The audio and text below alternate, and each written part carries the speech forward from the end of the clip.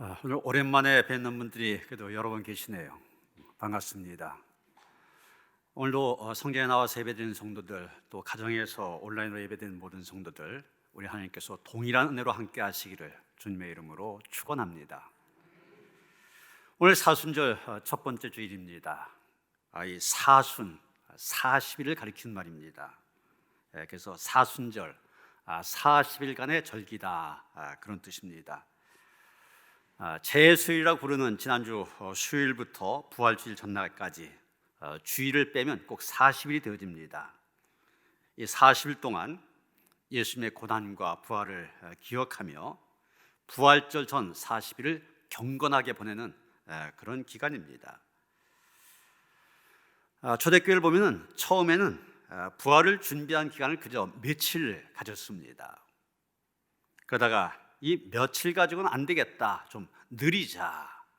그래서 느리게 되는데, 사순절 영어로 렌트 그러거든요. 이 말은 느리다고 하는 뜻을 갖고 있는, 느린다는 뜻을 갖고 있는 랭스란 말에서 온 말입니다. 근데 얼마로 느릴 것이냐? 성경에 40일과 관련된 그런 일들이 많은 것을 생각하며 40일로 느려서 오늘날의 이 사순절기가 생기게 된 것입니다. 여러분, 성경에 이 40이라는 숫자가 많습니다. 어떤 분이 그 숫자를 세어봤더니 전체 146번 나오더라, 그런 통계를 얘기하고 있는데, 이 숫자 40은 고난, 연단을 통한 준비의 의미를 갖고 있습니다. 여러분, 오늘 본문에도 보면 예수님 세례 요한에게 세례를 받으신 다음에 광야에서 40일 동안 지내면서 사탄의 시험을 이겨내시고, 그런 다음에 이제 복음을 전한 사역을 시작하지 않습니까? 사역을 하기에 앞서서 준비한 기간으로 가졌던 것입니다. 그래서 초대교회도 이 광야의 시험을 생각하며 사순절을 지키게 된 것입니다. 그래서 사순절 기간 일반적으로 보면 헌신, 절제 또는 그리스도의 금식 또는 그리스도의 십자가에 대한 묵상, 이런 걸 하면서 보내게 됩니다. 이런 의미에서 사순절은 그리스도의 제자로서 그리스도의 발자취를 따르는 그리스도인들에게 경건의 훈련을 하기에 참으로 적절한 절기다 말할 수 있을 것입니다. 이 사순절 첫 번째 주일이 되면 전통적으로 시험을 이기신 예수님에 대해서 설교를 해왔습니다. 이 3년마다 이 복음서가 바뀌어지는데, 마태복음으로 설교한 해에는 예수께서 광야에서 받으신 세 가지의 시험, 마귀에게 받은 세 가지 시험이 있지 않습니까? 그것에 대해서 자세히 설교를 하게 됩니다. 그런데 올해는 마가복음이 본문으로 정해졌는데, 오늘 본문 보면 크게 세 가지 대지로 나뉘어진 것을 보게 됩니다. 9절부터 11절까지 예수님이 세례 요한으로부터 세례를 받으시는 장면을 얘기하고 있습니다. 그리고 12절부터 13절까지 광야로 성령의 이끌리심을 받아 사탄에게 시험을 받으시는 그런 장면이 나오고, 그리고 14절, 15절 예수님의 공생의 사역이 시작되는 내용입니다. 오늘 사순절 첫 번째 주일의 전통에 따라 예수님이 받으신 시험에 초점을 맞추어 설교를 하려고 합니다. 먼저 12절 말씀 보면 성령이 곧 예수를 광야로 몰아내신지라, 이렇게 말하고 있습니다. 성령이 예수를 몰아내셨다. 참 이 귀에 익숙하지 않은 좀 어색한 표현입니다. 더구나 성령은 예수님을 좋은 곳으로 몰아내신 것이 아닙니다. 광야로 몰아내셨다고 하였습니다. 이런 광야에 대해서 여러분 말씀드리는데, 광야가 어떤 곳입니까? 광야는 사람이 살아갈 수 없는 곳입니다. 풀이나 나무가 자랄 수 없는 민둥산이요 허벌판입니다. 낮에는 내리쬐는 태양이 대지를 불덩이로 달굽니다. 밤이 되면 칠흑 같은 어두움과 냉기가 온 광야를 뒤덮습니다. 그래서 사람이 이 광야에 거한다, 살인적인 더위와 얼어 죽을 것 같은 추위와 싸워야 된다는 것을 의미합니다. 누구도 함께 해주지 않는 고독과의 싸움이 있는 곳이요, 아무것도 먹을 것을 마련할 수 없는 굶주림과의 싸움이 있는 곳, 그것이 바로 광야입니다. 게다가 오늘 본문 13절에 보면 이 광야, 사탄의 시험이 있었습니다. 또 들짐승들이 함께 있었습니다. 바로 이곳으로 성령께서는 다른 곳이 아닌 이 광야로 예수님을 이끌어 가셨다는 것입니다. 참 이해가 되지 않는 것이, 여러분, 바로 앞에 예수님이 세례받으신 사건이 나오지 않습니까? 세례받으신 후에 어떤 일이 일어났습니까? 10절 보시면 곧 물에서 올라오실새 하늘이 갈라짐과 성령이 비둘기같이 자기에게 내려오심을 보시더니 그랬습니다. 요즘 쓴 용어로 성령의 기름 부으심이 있었다는 것입니다. 그것뿐이 아닙니다. 11절 뭐라고 했습니까? 하늘로부터 소리가 나기를 너는 내 사랑하는 아들이라, 내가 너를 기뻐하노라 하시니라. 하나님께서 세례받으신 예수님, 내 아들이라고, 그것도 내 사랑하는 아들이라고 인정해 주셨습니다. 여러분, 얼마나 감격스러운 순간입니까? 성령 충만에다가 하나님의 인정하신 음성, 아마 인생 최고의 순간이라 말할 수 있을 것입니다. 그런데 이 최고의 순간, 누려보기도 전에 성령께서는 예수를 광야로 몰아내셨습니다. 여러분, 성령께서 왜 예수님을 광야로 몰아내셨습니까? 그 이유를 우리는 바로 다음에 나오는 예수님의 사역과 연결시켜서 이해할 수 있을 것입니다. 다시 말해서 이제 예수님 공생애를 시작해야 됩니다. 세상을 구원하는, 인류를 구원하는 그 사역을 시작해야 됩니다. 그 사역을 시작하기 전에 훈련받기 위해서 광야로 내몰림을 받았다는 것입니다. 사명을 감당하기 위한 사역을 시작하기에 앞서 광야에서의 시험을 이기게 하는 강한 훈련을 먼저 받게 하셨던 것입니다. 어떤 목사님은 군사적인 유비를 사용하여서 이 부분을 설명하고 있습니다. 바로 앞에 나오는 세례, 이 세례는 군에 입대한 것과 같은데, 그냥 군에 입대하면 이렇게 손을 들고 내가 이 군대에서 모든 규칙을 지키겠다 맹세하지 않습니까? 세례가 그와 같은 것이라는 얘기죠. 그 다음에 이제 훈련을 받게 됩니다. 이 광야에서의 시험이 이 군인이 되어서 기본적으로 받게 되는 훈련에 해당된다는 얘기입니다. 여러분, 부대에 입대하면 신병이라고 하는데 신병을 바로 부대에 배치하지 않습니다. 먼저 논사훈련소라든지 사단의 신병 교육대가 있는데 그곳으로 보내서 5주간 군사훈련을 받게 합니다. 임무를 수행할 만한 군인으로 훈련을 받으면 그때 가서야 보병이든 포병이든 임무를 주어서 자기 역할을 감당하게 하는 것입니다.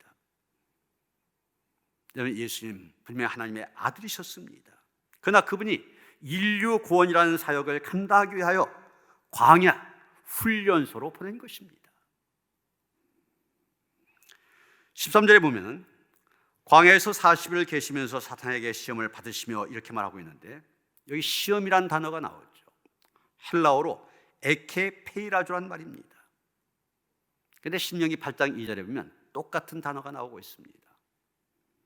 내 하나님 여호와께서 이 40년 동안에 내게 광야 길을 걷게 하신 것을 기억하라. 이는 너를 낮추시며 너를 시험하사 내 마음에 어떠한지 그 명령을 지키는지 지키지 않는지 알려 하심이라. 여기 하나님께서 이스라엘 백성들 광야에서 40년 동안 광야 길을 걷게 하신 이유가 나옵니다. 그 이유가 무엇이냐? 시험하기 위함, 바로 이것입니다. 여러분, 지금 이스라엘 백성들 430년 동안 애굽에서 노예 생활을 하다가 그 애굽의 억압으로부터 해방되었습니다. 우리가 8월 15일 일제 식민지로부터 해방되었을 때 그때 얼마나 기뻐했습니까? 얼마나 감격스러워했습니까? 지금 이스라엘 백성들이 그렇습니다. 애굽으로부터 해방에 감격하고 있습니다. 그런데 하나님께서는 바로 그때 이스라엘 백성들로 하여금 광야길을 걷게 하신 것입니다. 여러분, 하나님 얼마든지 이스라엘 백성들 곧장 가나안 땅으로 인도할 수 있었습니다. 실제 일주일이면 갈 수 있는 거리입니다. 그런데 하나님 바로 그들 인도하지 아니하시고 40년 동안 광야길을 걷게 하셨습니다. 여러분, 하나님의 능력이 부족해서입니까? 아닙니다. 하나님은 전능하신 하나님이십니다. 능치 못할 일이 없으신 전능하신 하나님이십니다. 그래도 하나님 이스라엘 백성들 광야길로 인도하셨습니다. 그 이유가 무엇이냐? 그들을 시험하시기 위해서. 바로 이것입니다. 정말 이스라엘 백성들 40년 동안 광야길을 걸으며 수많은 시험을 경험하였습니다. 앞으로 도저히 나아갈 수 없는 홍해가 가로막는 그런 시험도 있었습니다. 마실 물이 없어서, 먹을 양식이 없어서 고통받는 그런 시험도 있었습니다. 아말렉과 에돔 등 수많은 족속들 앞길을 가로막는 그런 방해가 있는 그런 시험도 있었습니다. 때로는 어느 길로 가야 할지 갈 길을 몰라 방황할 때도 있었습니다. 그런데 중요한 것은 이런 시험들 통하여 이스라엘 백성들, 하나님의 백성으로서의 자격을 하나 둘씩 갖춰가기 시작했다는 것입니다. 여러분, 성령께서는 예수님뿐 아니라 이스라엘 백성들뿐 아니라 하나님께서 필요한 사람들, 그 사람들을 광야로 혹은 폭풍 가운데로 혹은 시험 가운데로 혹은 고통 가운데로 몰아내십니다. 그리고 그 광야의 훈련을 통하여 하나님의 사람으로 만들어 가십니다. 우리 성경 가운데서 그런 기록들 수없이 발견하게 됩니다. 성령께서는 믿음의 조상이라고 하는 아브라함, 독자 이삭을 제물로 바쳐야 되는 모리아 땅의 산으로 그를 몰아내셨습니다. 성령은 욥을 재산 상실, 자녀의 몰사, 건강의 상실하는 그런 광야로 몰아내셨습니다. 성령은 다니엘을 사자굴과 풀무불로 몰아넣으셨습니다. 성령은 요나를 고기 뱃속으로 몰아넣으셨습니다. 성령은 바울과 실라를 빌립보 감옥 가운데로 몰아넣으셨습니다. 성령은 사도 요한을 반무섬으로 몰아내셨습니다. 그리고 그 광야의 시험 견디게 하셨습니다. 이기게 하셨습니다. 그래서 그들이 그 광야의 시험을 이겼을 때, 광야의 훈련을 성공적으로 마쳤을 때 하나같이 하나님의 위대한 사역에 쓰임받는 일꾼이 될 수 있었던 것입니다. 이런 예수님께서 세례받으신 직후 광야로 내몰렸다는 사실, 이스라엘 백성들이 430년 동안 애굽의 억압에서 해방되었을 때 바로 그때부터 그들에게 광야길이 시작되었다는 사실, 바로 이 사실이 우리에게 주는 교훈이 있습니다. 우리가 예수 회개하고 예수를 영접하고 구원받은 성도가 되었다, 세례까지 받았다, 그래서 그게 끝이 아니라고 한 것입니다. 예수 믿으면 그 다음에는 병도 고침받고 하는 사업마다 다 잘되고 자식들도 잘되고 그렇게만 돼야 되는데 그게 아니라는 것입니다. 성도들에게도 광야 같은 세상이 그 앞에 펼쳐지게 됩니다. 항상 밝고 환한 낮과 같이 형통하고 좋은 날만 있는 것이 아니라 밤과 같은 어둡고 답답하고 험하고 어려운 길도 만날 수 있게 된다는 것입니다. 믿음을 살면서 흔히 하는 질문들이 있습니다. 아니, 정말 믿음이 좋은 사람인데, 정말 주님을 뜨겁게 사랑하는 사람인데 왜 그런 사람들이 위기를 만나게 되고 실패를 만나게 될까? 왜 그런 사람들이 심각한 병에 걸린다든지 또 지독한 핍박에 시달리게 되는 것일까? 심지어 어떤 사람 이런 시련을 만나서 하나님을 원망하거나 하나님의 사랑을 의심하기도 합니다. 또 어떤 사람 그런 시험을 만나 주저앉거나 유혹을 만나 넘어지기도 합니다. 왜 하나님께서는 사랑하는 백성들인데 평탄하고 순조롭게 신앙생활하지 않도록 광야로 내몰아서 시련에 직면하게 하는 것일까? 성경의 대답은 한 가지입니다. 그들을 시험하시기 위함이다. 광야길에서 만난 갖가지의 어려움을 해결해 나간 가운데 하나님의 도우심을 체험하고 성령의 능력을 체험하고 그러면서 믿음으로 성숙해져가는 그런 삶이 되어지도록 하기 위해서 하나님께 시험을 주신다는 것입니다. 정말 우리는 인생을 살아가면서 갖가지의 광야를 만나게 됩니다. 제가 어제 이발을 했는데 원래는 지난주에 했어야 되는데 못했습니다. 이유가 제 단골 이발사가 상을 당해서 지난주에 오지 않았어요. 어제 이야기를 하는데 형수께서, 큰 형수가 15년 동안 치매를 앓다가 75세에 세상을 떴다는 겁니다. 그래서 그 15년 가족들이 얼마나 힘들었는지 얘기해요.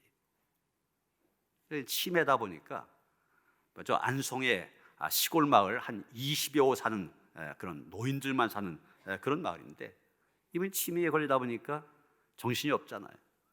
아무 집에나 들어가서 자기 그냥 필요한 것들 그냥 가져온대. 그러면 사람들이 이 집에 와서 찾아가는데 어떤 때는 그냥 사람들이 뭐 잊어버렸다면은 의뢰 이 집에서 가져갔겠지 하고 이 집에 와서 그냥 둘러본대요.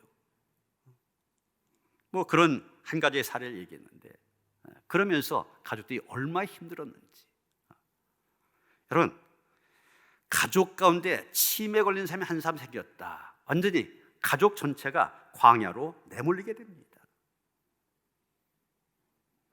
제가 요즘에 읽는 책 가운데 소설가 박범신이 쓴 당신이란 책이 있는데 이 책의 주제가 바로 그 치매입니다. 치매 걸린 한 사람으로 인하여서 그 가정이 어떻게 광야가 되는지 황폐가 되어지는지 그런 것을 얘기하고 있습니다. 엊그제 제 막내 졸업식이 있었습니다.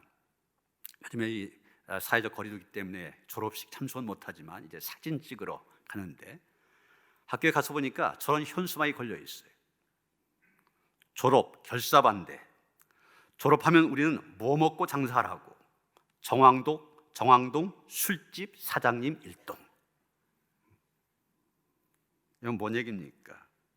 학생들이 얼마 술 많이 마시면 학교가 내건 현수막 저거 말고 현수막 외에는 다른 사람이 건 현수막은 저거밖에 없습니다.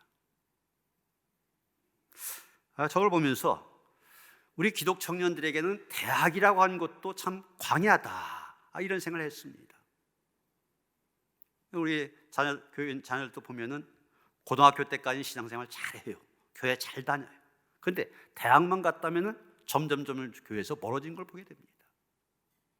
대학 들어갔다 그러면 뭐 MT 한다, 또 미팅 한다, 그러면서 술 마시게 되고 공부한다, 데이트한다, 자꾸 바빠지다 보니까 교회를 멀리하게 됩니다. 시험과 유혹이 많은 곳. 그래서 참 기독 청년들에게는 광야다 이런 생각도 하였습니다. 요즘 우리 젊은이들 이 취업이라고 하는 광야에 내몰려 있지 않습니까? 이 청년층 취업자를 보니까 지난해 1월과 비교할 때 31만 4천 명이나 줄었다고 합니다. 정식 취업하지 못하는 알바하는 그런 청년들도 뭐 4시간, 5시간 하다가 1시간, 2시간 줄이더니 아예 그냥 직장에서 떨어져 나가기도 하고 이 취업 전선이 광야입니다.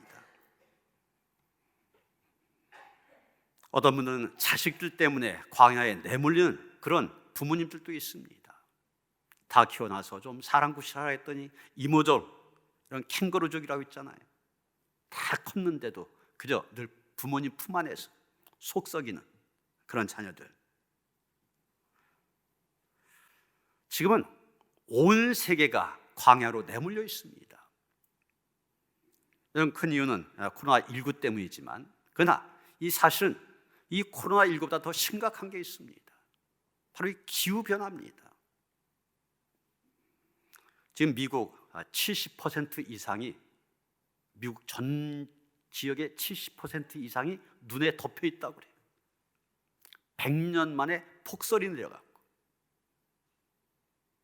그래서 너무 추워지다 보니까 전기를 많이 써서 전기가 끊어지기도 하고 지금 난립니다. 여러분, 우리나라는 어떻습니까? 작년에 정말 기록적인 폭우에다가 기록적인 장마가 있었지 않습니까? 작년 여름에. 올 겨울은 어때요? 눈이 왔다면 폭설입니다. 이렇게 눈이 많이 온 적이 없어요. 또 추웠다면은 엄청 추웠다가 오늘은 완전히 봄 날씨죠. 엄청 추웠다가 엄청 더워졌다가 이 전에 없었던 겨울을 우리가 지내고 있습니다. 왜 이렇게 됐냐? 기후가 그만큼 변화했기 때문에 그럽니다. 지구온난화로 인하여서 북극 빙하가 녹아지고, 그러면서 이런 현상들, 그래서 지구 전체가 광야로 내몰리고 있습니다. 우리가 이 사순절 탄소 금식을 하는 이유도 이런 광야를 이겨내기 위한 하나의 노력입니다. 우리는 삶의 이곳저곳에서 수없는 광야들을 맞고 있습니다. 그런데 오늘 성경이 얘기하고 있는 것은 우리가 마주한 광야들, 바로 우리를 시험하기 위한 광야라는 것입니다. 우리를 훈련시켜서 온전한 하나님의 백성이 되고자 하는 광야입니다. 그러기에 잘 이겨야 됩니다. 잘 훈련을 받아야 됩니다. 그런데 이제 광야길 걷는 우리에게 힘을 준 말씀이 있습니다. 본문 13절 말씀입니다. 광야에서 40일 계시면서 사탄에게 시험을 받으시며 들짐승과 함께 계시니 천사들이 수종들더라. 여러분, 예수님 옆에 무서운 들짐승들도 있었지만 수종드는 천사들도 있었습니다. 광야에 내몰려 사탄에게 시험을 받으신 예수님, 들짐승까지 옆에 있어서 더 어려운 상황으로 보이지만 하나님께서는 천사를 보내어 수종드셨다 얘기하고 있습니다. 사도행전 12장에 보면 베드로가 감옥에 갇혔는데 하나님께서 천사를 보내어서 옥문을 열어주셨다고 하였습니다. 열왕기하 6장에 보면 아람 군대가 엘리사를 잡기 위해서 엘리사가 사는 도단성을 에워쌌는데 엘리사의 종 게하시의 눈에는 자기를 둘러싸고 있는 군인들만 보였습니다. 그런데 엘리사가 그의 영의 눈을 열리도록 그렇게 만들어주니까 오히려 천군 천사가 자기들 지키고 있는 것을 보게 됩니다.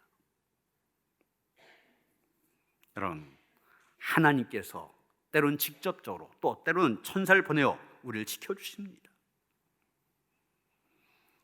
하나님께서는 광야와 같은 인생길을 걷는 우리와 함께 하십니다. 그 하나님은 우리가 광야길을 걷다가 쓰러질 때 다시 일으켜 주시고, 우리가 주저앉고 싶을 때 우리를 붙들어 주시고, 우리가 더 이상 걸을 수 없을 때 우리를 품에 안고까지 가십니다. 7번 넘어져도 8번째 다시 일으켜 주신 하나님이십니다. 결코 우리를 내버려 두고 가지 아니하십니다. 그리고 하나님은 천사를 보내어 하나님의 백성들을 지켜주십니다. 때론 광야 같은 삶의 상황에서 사람들이 다 내 곁을 떠난 것처럼 보이고 아무도 나를 도와줄 수 있는 사람 없는 것처럼 보일 그럴 때가 있습니다. 그러나 여러분, 성경을 보면 아무도 없이 혼자라고 생각하는 당신의 백성들에게 하나님께서는 돕는 삶을 남겨놓으신 것을 보게 됩니다. 엘리야가 그랬습니다.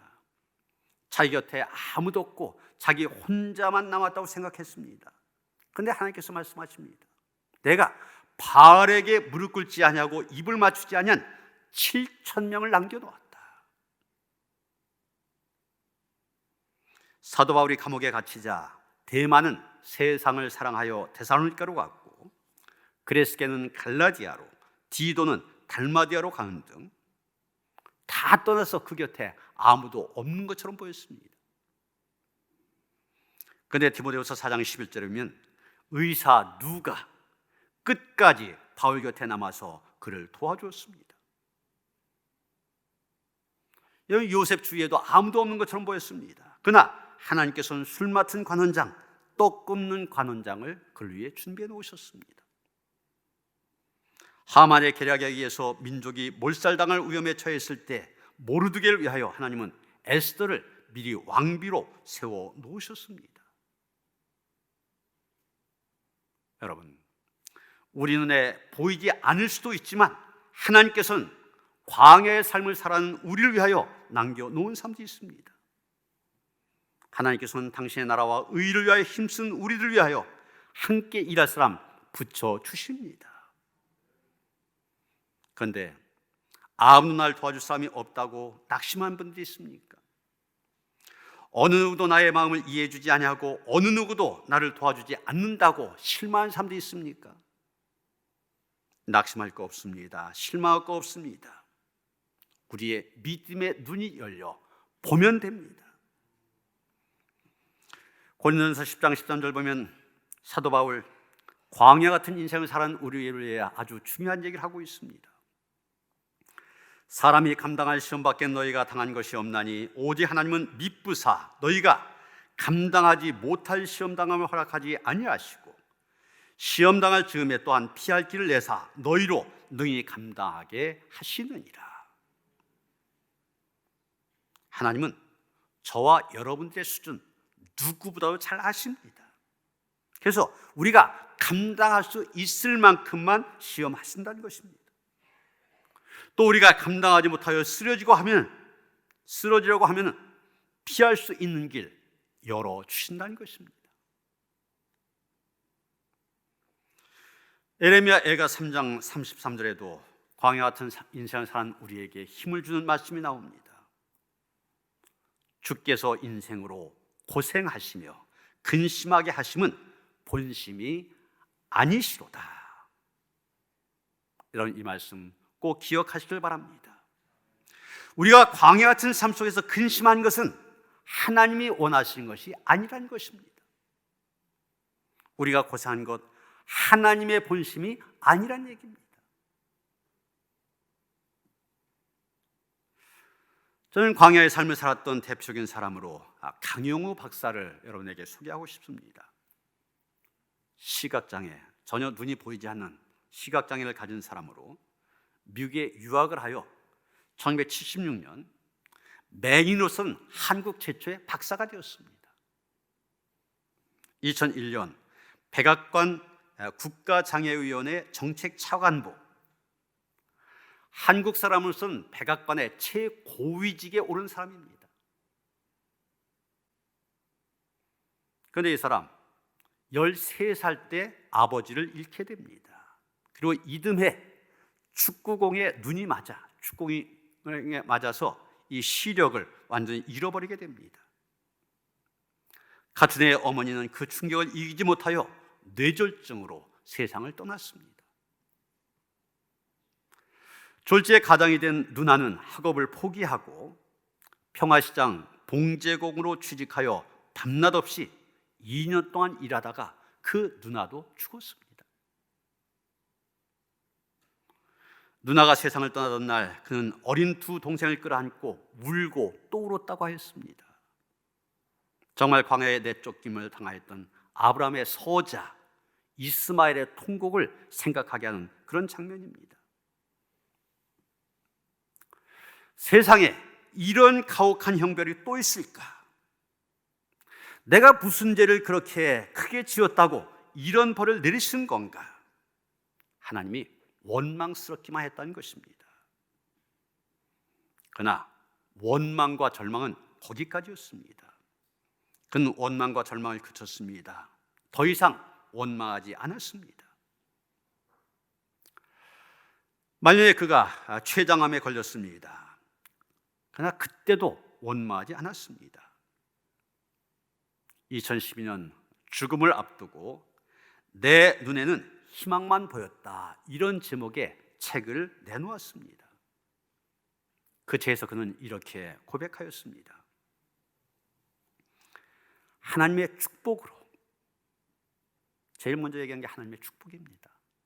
하나님의 축복으로 저는 참으로 복되고 감사한 한평생을 살았습니다. 저의 실명을 통하여 하나님은 제가 상상조차 할 수 없는 역사들을 이루어내셨습니다. 두 눈을 잃고 저는 한평생을 살면서 너무나 많은 것을 얻었습니다. 이제 하나님의 축복으로 하나둘 주변을 정리하고 사랑하는 사람들에게 작별 인사할 시간도 허락받았습니다. 여러분으로 인해 저의 삶이 더욱 사랑으로 충만하였고 은혜로웠습니다. 감사합니다. 여러분, 어렸을 때 부모님 다 돌아가셨습니다. 이어져 누나마저 자기 곁을 떠났습니다. 그리고 자기 두 눈도 잃어버립니다. 최악의 광야입니다. 그러나 그 최악의 광야에서 하나님의 은혜, 하나님의 역사, 하나님의 축복을 경험하였기에 그런 고백을 할 수 있었던 것입니다. 지금 부목사님들이 온라인으로지만 목회 신방을 하고 있는데 신방 보고서를 저한테 올립니다. 그 신방 보고서에 각 가정의 기도 제목이 이렇게 실려 있는데 저도 그것을 보면서 함께 기도하게 됩니다. 그런데 어제 보고서를 보면서 참 은혜 받은 그런 제목이 있습니다. 한 권사님의 기도 제목인데 이런 내용이었습니다. 코로나로 인해 믿음이 더욱 굳건해짐 하나님께 감사합니다. 이 권사님 딸이 그 공립 어린이집을 다니기 때문에 교회도 지금 계속 못 나오는 분입니다. 그럼 교회 못 나오면서 자꾸 믿음이 식어진다 이런 얘기들을 하고 있지 않습니까? 그런데 코로나로 인하여서 믿음이 더욱 굳건해진 것을 감사합니다. 코로나19라는 광야의 의미를 잘 알고 그 광야를 잘 이기신, 잘 통과한 분의 고백입니다. 사랑하는 성도 여러분, 하나님의 은혜로 하나님의 백성된 우리들이지만 그런 우리의 앞에도 광야는 놓여 있습니다. 아니, 하나님께서 그 광야로 우리를 내모르십니다. 광야의 시험을 잘 이길 때, 광야의 훈련 잘 받아 넘길 때 우리 앞에는 하나님의 은혜가 있습니다. 하나님의 축복이 있습니다. 광야의 삶의 의미를 되새기는 이 사순절, 임마누엘, 우리와 함께 하신 하나님의 도우심으로 이 광야길 성공적으로 걸어가는 그런 성도들 되어주시기를 주님의 이름으로 축원합니다. 하나님, 이 사순절 우리에게 광야를 허락하신 하나님의 뜻을 생각하며 함께 은혜를 나누게 하시니 감사드립니다. 우리 앞에 닥친 광야로 인하여 낙심하며 실망할 때가 있었음을 고백합니다.